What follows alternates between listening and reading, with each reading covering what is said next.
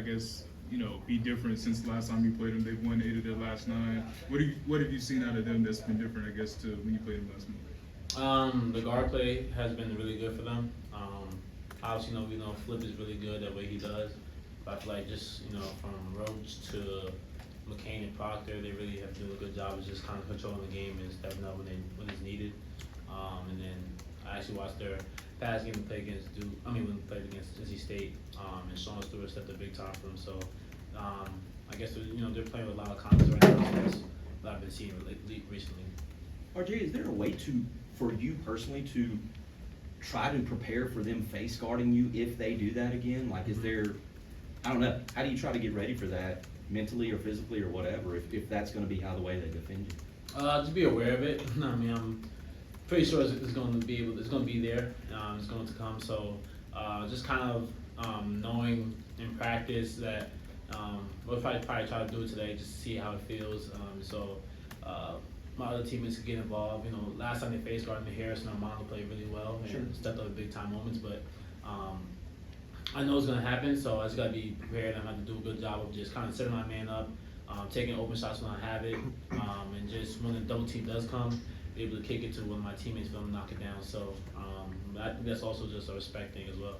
Since you go ahead. Please. Thank you, AJ. Is there a designated face guarder? Like, I don't know, one of the walk-ons or something like that? You're talking about like doing it in practice? Yeah, they'll probably have like Creighton or Paxton do it. Okay. Yeah, so I'll probably just to get a rhythm and see how it feels. So I'm prepared for that Saturday. Staying on that, since the first game against Duke, Cormac has kind of come into his own and found a level of consistency hitting shots. Have teams been changing the way they defend you a little bit because they also have to be cognizant of him maybe a little bit more than Duke was that night? Yeah, I think teams are throwing all different types of defensive schemes. Notre Dame had a 6'9" dude on me the other night. And then, Reese Beekman of UVA, and then State, they trap ball screens, never had the ball. So I've seen a lot of different defensive schemes, but at the same time, you have to also pick your poison because, we have Cormac, who's a really great shooter and is able to get streaky at any time. And he's shown that throughout these past few games and throughout the whole year. So, and then Harrison, he's a dominant force, whether it's in the block or perimeter, and then Mondo's Mondo. So, but that just also speaks to how much of a dynamic team we are and how much key factors we have. So, I'm definitely expecting another big game from Cormac again as he did against Duke the first time. RJ, after what you guys went through last year, with everything starting #1, not making the tournament, how much of a sense of vindication is there for you guys this year, and how much of that might have been a motivating point for you to kind of get things back on track after a year ago? Yeah, it was definitely a motivator just going into this year, just because of how we finished off last year, and it didn't sit right with any of us, and definitely not the coaching staff. So we went into this year with just a chip on our shoulders, just to kind of just put last year behind us and have a new year, have a new team, a refresh start, and just go into each game with the mentality of like, we're gonna win these games and kind of just do it all together. And so far we've been doing that all year, and I think we play with a fire in our eyes, and we want to win. So that's where all that mentality and the energy is coming from. When you heard the noise like surrounding Coach Davis, particularly from fans at the end of last year, how did some of that stuff sit with you? One thing I love about Coach Davis is how he always tells us to ignore the noise, and I think he does a great job of doing it himself because he doesn't let it phase himself or in the locker room in between the lines of our team. So, I think you're always going to receive noise, whether it's praise or criticism, and you can never control that. What you can control is how you prepare for these games, how you come into each day to practice and play. So, and overall, you're just your energy, and he's been a great coach. So I think the way he's dealt with it, I have a lot of respect for him, and I don't see why the criticism comes, but that's something you can't control. RJ, to follow up on that, like he was one of the guys who first recruited you. He was one of the first guys who was like, Roy, take this guy. You've now been here with him. He's coached over 100 games as the head coach. How have you seen him sort of grow into that role, or maybe become more comfortable than he was when he first took the reins? Yeah, first and foremost, he's always been a player's coach, and everything he says is just genuine, and he just really wants us to succeed and experiencing things he experienced as a coach. And that's one thing I love about him, because that's always been his main message whenever speaking to any of us. But just his progression throughout his years has been great. I mean, for his first year to go all the way to national championship, and the following year with all these expectations and how that went. But the way that he was able to turn it around, just his growth has been amazing. And for me, just to play with him and be able to coach by Coach Davis has been nothing but great to me. And I couldn't ask for a better head coach.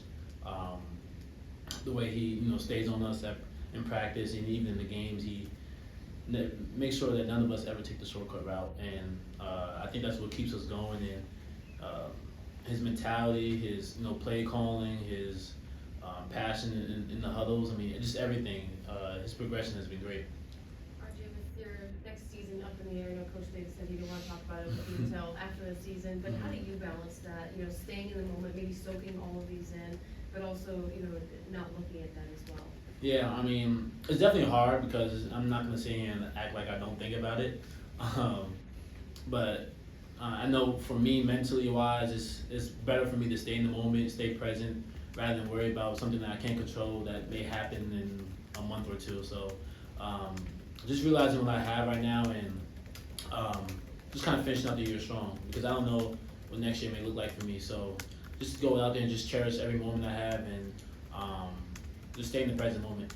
Along those lines, What are your thoughts about UNC and Duke, just the season that you both have had, and being in this position for the final game of the regular season, championship on the line, obviously everybody, all eyes gonna be on you guys and everything. Does it feel like everything is just right in the world when the stakes are this high in Duke, North Carolina game? I mean, I think the stakes are always high whenever we face each other. It doesn't matter if we're both having respectable seasons or whatnot. It's always going to be a highly anticipated energy type of game. But I think just the season that we're both having, I think on both sides we're playing basketball and we're doing the best to our abilities, and we're having UNC and Duke kind of season so far. So credit to them. They're a really good team and they've been having a phenomenal year, but as well as we are. So I'm expecting a big time game, big time matchup, and I don't expect the energy to be anything different or the anticipation, because it's always going to be up there whenever we play each other. were you surprised that you weren't more outwardly emotional the other night for senior night? Talking to you, it seemed like you were a little like, yeah, I'm kind of surprised by this. Is that the right way to sort of frame it? That you expected to be more emotional and you weren't? Yeah, I was actually thinking about it like leading up to the game, like if I was gonna cry or not, or like at least shed a tear. But I wasn't. I think I was just more excited just to kind of just share that moment with, especially Armando, and his being his last year as a Tar Heel, and playing on the home court. And just the rest of the guys. It was more of an excitement rather than just me being sad about it. But I think that's the best way to put it.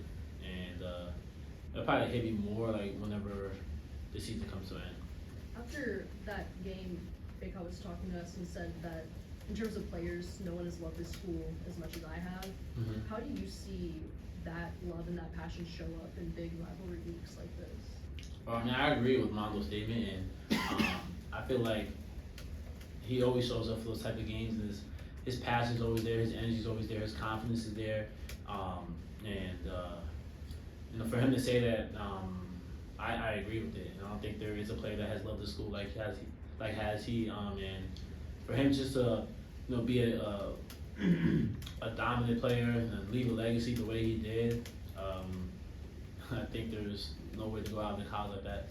Yeah, and just building off of that, you kind of see it present itself in different ways with different players. Cormac's been reported to kick water coolers, and Harrison's just kind of always smiling and things like that. How do you see that sort of passion show up with Armando? Armando's it depends on how he feels. But one thing about him, he's a troll, so I think that's the best way to put it. It's the best way he shows his emotion and passion. But I think he gets us going definitely before the games. He does a little speech that gets us riled up. So, but the best way to put it for his passion is he's a troll. What's an Armando speech then? I couldn't even say it on here, so. You're among friends. You can Give say whatever. us an example of him trolling. Controlling. 'Cause The you said you the called Twitter him profile that. pics. Pardon me? Yeah. The Twitter profile pics, like he'll always change his profile pic. I remember I was his profile picture like my freshman year, and then Bo was one like in the following year. So Anything that we don't see? it's still Bo. Yeah. Anything that we don't see? Anything that's typical behind the scenes Armando trolling? No, I'm pretty sure like what you guys see is what we all see. He is who he is. Yeah, he is. One kind of, Couple more before Hubert comes in. just one kind of moment from the last Duke game, you guys all hit the, too small celebration. Mhm. When it comes to that or the different 3-point celebrations, is that something that, is there a rehearsal of that, or does it just kind of? No, it was just natural. Okay. It was like really natural. I just saw the chemistry and we're just rooting for each other. So for everyone to just do that, and that wasn't rehearsed or anything. It was more so like in the moment. It just came about. How does Harrison go from, it's a cliche thing to say, flip the switch, but how does he go from so sort of happy-go-lucky, Mhm. like you see him, to being kind of a maniac on the court? Because it seems like, there are two sides to him in that Mhm. way. Like, how does he do that? I just think he has the ability to just, kind of turn off his goofy personality and just be locked into the game. And that's the type of player you want to have on your side because he's always chippy, he's always ready to get down and do the dirty work. And I just love playing with him, and just to see his fire and his energy, and his type of team chemistry he has. Harrison's a great player, but just to see how he is off the court, and then once we get onto the court, he's locked in and ready to take someone's head off. In that respect, does he kind of give you the same kind of energy, that same kind of element that Brady did a couple years ago that might have been missing from last year's team? Yeah, I think we feed off of Harrison's energy. I think it's affectionate, and the way the energy he brings to the table and to this team has been great for us, and it's something that was needed, something that was missing. So, definitely love having him as a target. And it seems like just to continue on that Harrison, like, it seems like he quickly has become like a Carolina guy. Like, he Mhm. wasn't here the last couple of years, Yeah. but like he sort of, it seems like he's proud to have embraced it or something like that. Mhm. Is that? Yeah, that's fair to say. Yeah. I feel like Harrison has been here for 4 years. He's only been here for 1, and just because of who he is, and he never changes who he is, and I think that's what why we love him, and why the fans love him, and he always brings his his energy, his effort every day in practice and even in the game. So that's one player that we can always rely on. That he's always going to bring it, and I'm pretty sure everyone's glad he's a Carolina guy. Last one, RJ, for you guys, obviously had a 10-game streak, middle of the season, up and down. Now you guys have won 5 in a row. Mhm. Do you feel like at this point you guys are starting to hit a new stride, especially with obviously you have one more against Duke and then the tournament? Do you feel like you guys are kind of hitting a new stride at this point? I think we're in a good spot right now, and we're doing a good job just taking it one game at a time. So we're moving in the right direction, and for Saturday being our last regular season game, we got to continue to keep doing the things that we're doing, which is preparing well, playing together, and overall just bring that intensity and energy into the game. So we're on a good winning streak right now, so we just got to stay in the present moment and just continue to keep doing what we're doing. Thank you, RJ. Thanks, RJ.